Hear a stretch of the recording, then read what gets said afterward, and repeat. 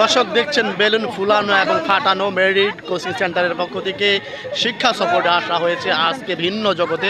এখানে এসে ঘোরার পাশাপাশি একটি বিনোদন যাতে শিক্ষার্থীরা পেতে পারে সেই জন্য খেলার আয়োজন করেছে বেলুন ফুলানো এবং ফাটানো।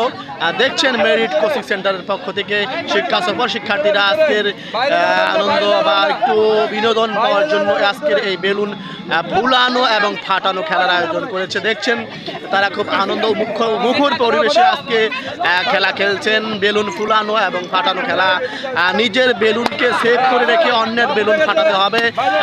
দেখা যাক কে আজকের এই খেলার বিজয়ী হয়, সেই বিজয়ীকে আমরা দেখার জন্য অপেক্ষায় রয়েছি। খেলা কিন্তু খুব সুন্দরভাবে খেলছেন শিক্ষার্থীরা, তারা নিজের বেলুনকে সেভ করে রেখে তারা আরেকজনের বেলুন ফুটানোর চেষ্টা করছেন। এটি হচ্ছে কিন্তু মজাদার একটি খেলা, জনপ্রিয় খেলা বেলুন ফুলানো এবং ফাটানো। দর্শক দেখছেন বেলুন ফুলানো এবং ফাটানো, আপনারা দেখছেন দুইজন আমরা দেখছি দ্বিতীয় এবং কে তৃতীয়, প্রথম এবং দ্বিতীয় হয়।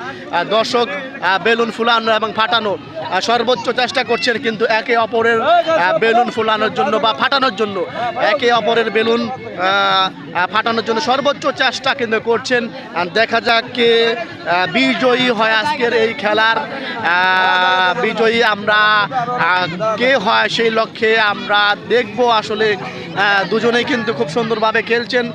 বেলুন ফুলানো এবং ফাটানো, নিজের বেলুনকে সেভ করে রেখে অন্যের বেলুন ফাটাতে হবে। কেউ কিন্তু হার মানছেন না, চেষ্টা চালিয়ে যাচ্ছেন।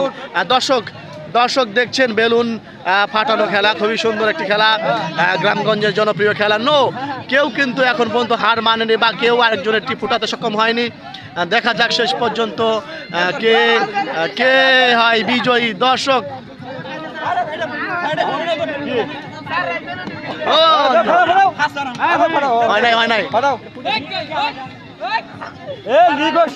তুমি আউট, কিন্তু আউট, তুমি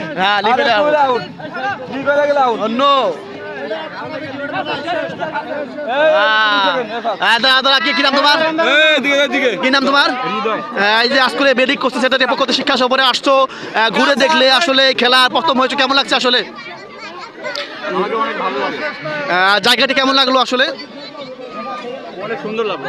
ধন্যবাদ।